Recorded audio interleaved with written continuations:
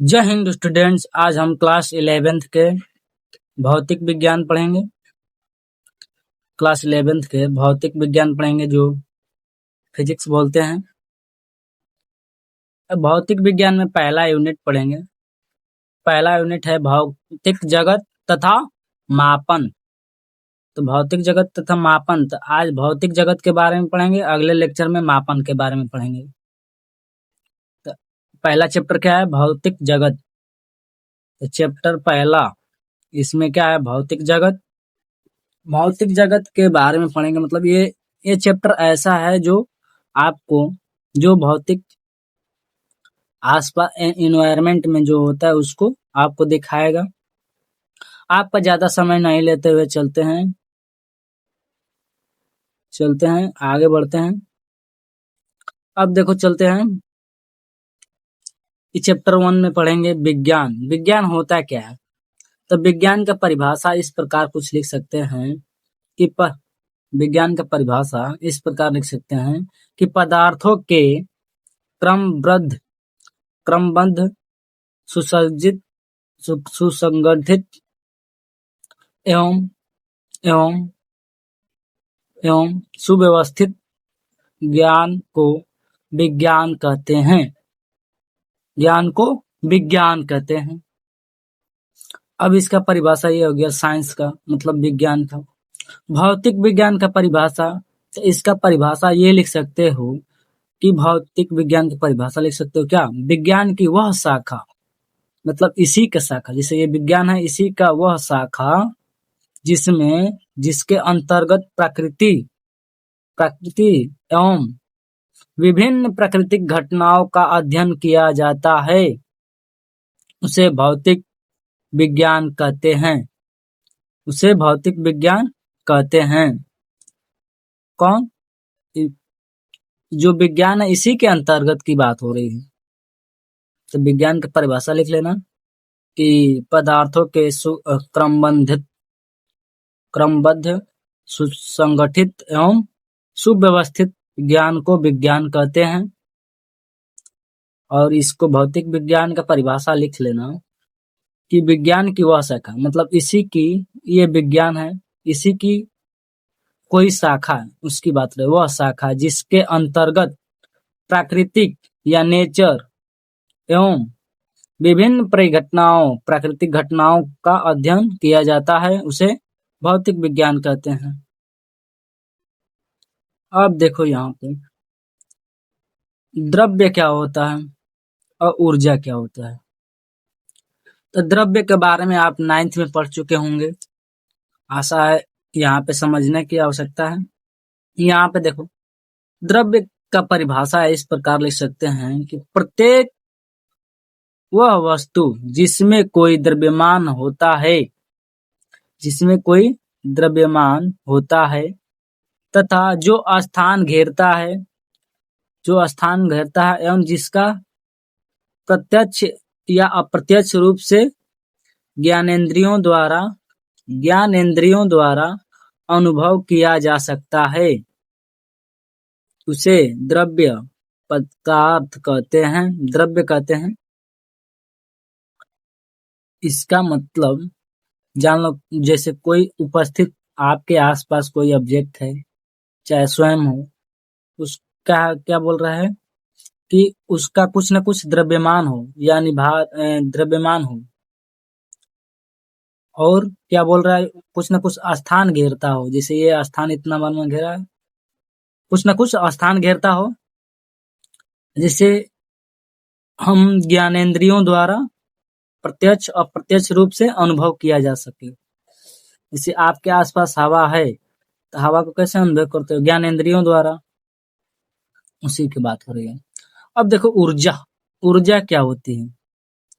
तो ऊर्जा आप समझते होंगे कि ऊर्जा बहुत प्रकार की होती है।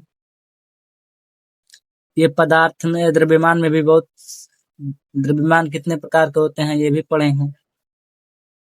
द्रव्य कितने प्रकार के होते हैं, द्रव्य यानी पदार्थ कितने प्रकार के होते हैं, आशा है नॉर्मल भाषा में ऐसे समझ सकते हो। यहाँ पे देखो ऊर्जा, तो यहाँ पे जानते हो ठोस, द्रव, गैस में होता है। ठोस, द्रव, गैस और प्लाज्मा, बोस-आइंस्टाइन कंडेंसेट 5 अवस्था पाई जाती है। अब यहाँ पे देखो, किसी भी वस्तु के कार्य करने की क्षमता को ऊर्जा कहते हैं। ये तो आपका नॉर्मल परिभाषा हो गया ऊर्जा का। ऊर्जा का उदाहरण क्या है? निम्न प्रकार का ऊर्जा होता है ना, जैसे उष्मा ऊर्जा, प्रकाश ऊर्जा, ध्वनि ऊर्जा, गतिज ऊर्जा, स्थितिज ऊर्जा, चुंबकीय ऊर्जा, शारीरिक ऊर्जा जो व्यक्ति के अंदर होता है, इत्यादि निम्न प्रकार के ऊर्जा हो सकते हैं। अब यहाँ देखो भौतिक विज्ञान की व्यापक परिभाषा। तो व्यापक परिभाषा में देखो, भौतिक विज्ञान की वह शाखा है, अभी पढ़े हो ऊपर, जिसमें ऊर्जा तथा द्रव्यमान तथा उसके मध्य होने वाले अन्योन्य पारस्परिक क्रियाओं एवं उसका आपस में रूपांतरण का अध्ययन। इसका मतलब यहाँ पे समझ सकते हैं, जैसे यहाँ पे गतिज ऊर्जा को स्थितिज ऊर्जा में चेंज। अब देखो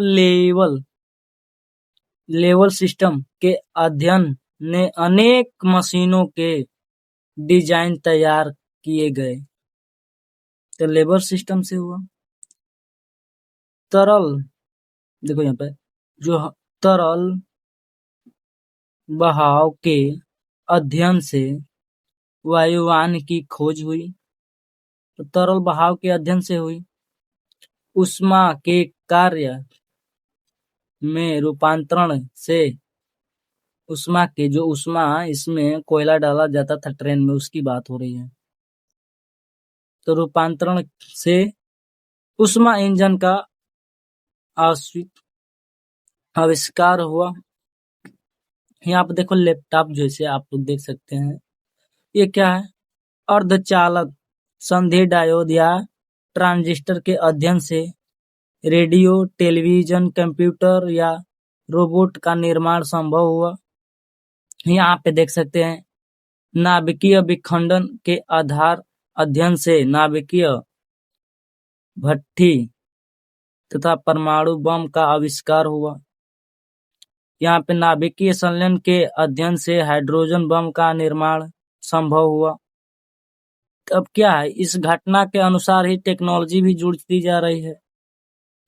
अब देखो एक्स किरण के अध्ययन से एक्स किरण मशीन की खोज हुई, जिसका चिकित्सा विज्ञान में अत्यधिक महत्व है। अब देखो, अब जैसे देखो यहाँ पे लेजर मतलब लाइट एप्लीसियम, इसका भी खोज हुआ। यहाँ पे निम्न प्रकार के भौतिकियों द्वारा खोज किया गया, यहाँ पे देख सकते हैं। अब चलते हैं अगले टॉपिक पे। अब यहाँ देखो भौतिकी और समाज में देखो क्या बोल रहा है कि प्राप्त परिमाण ने हमारी सामाजिक व्यवस्था, सामाजिक सोच एवं उसकी दिशा एवं दशा को निसंदेह प्रभावित किया है। कि जो ये भौतिक और टेक्नोलॉजी जो भौतिक है, ये समाज को प्रभावित किया है, इसमें कोई संदेह नहीं। इसकी दिशा और दशा दोनों बदल चुका है। जो जैसे देख सकते हो, पहले आदमी पैदल इधर उधर बैलगाड़ी से जानवर का उपयोग करते थे इधर उधर जाने के लिए। अब देखते हो आपका आ गया है बस, ट्रेन, अन्य साधन, मोटरसाइकिल, बाइक, कार, जो भी है। अब देखो यातायात का संचालन खत्म निम्न प्रकार के क्षेत्र में हो गया है।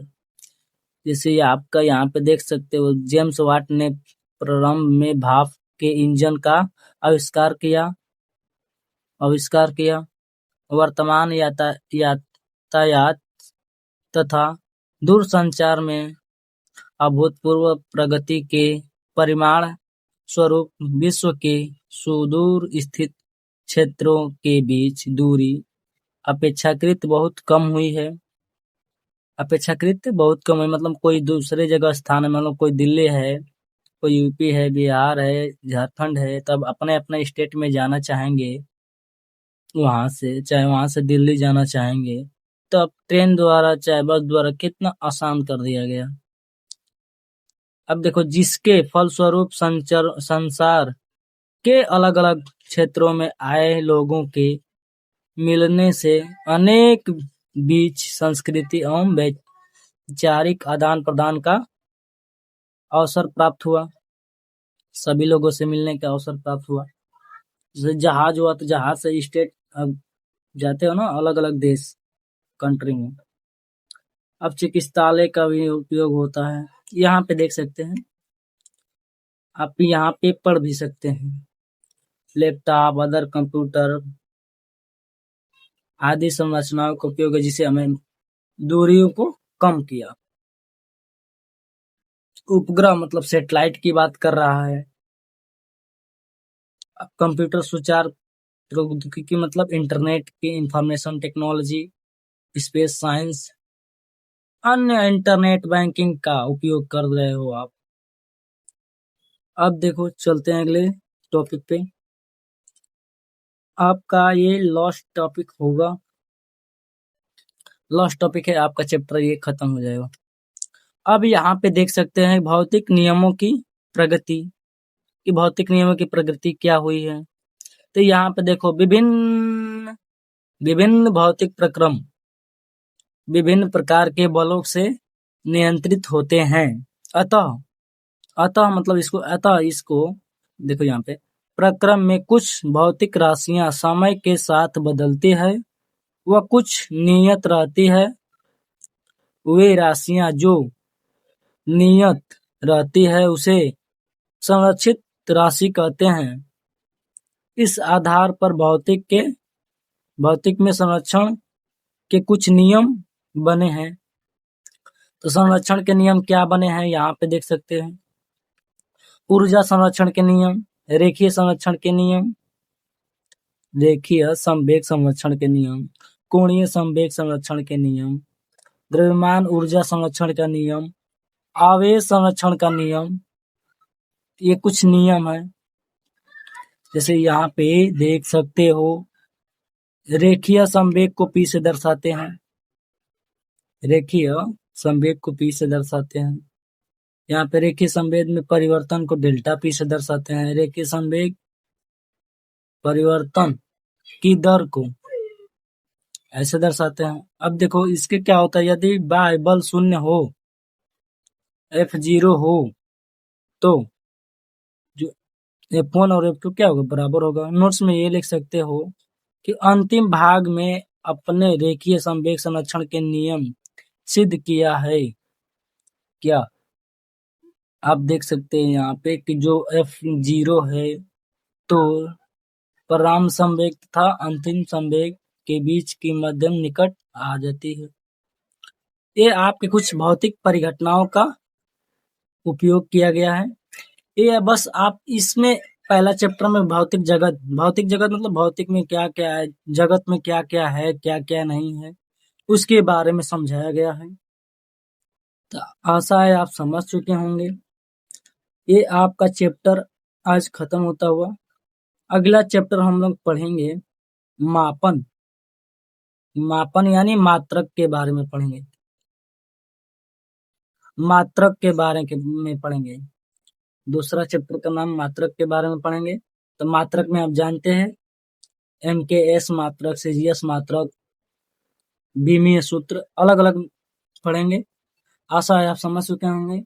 क्लास को यहीं विराम देते हैं। जय हिंद, जय भारत।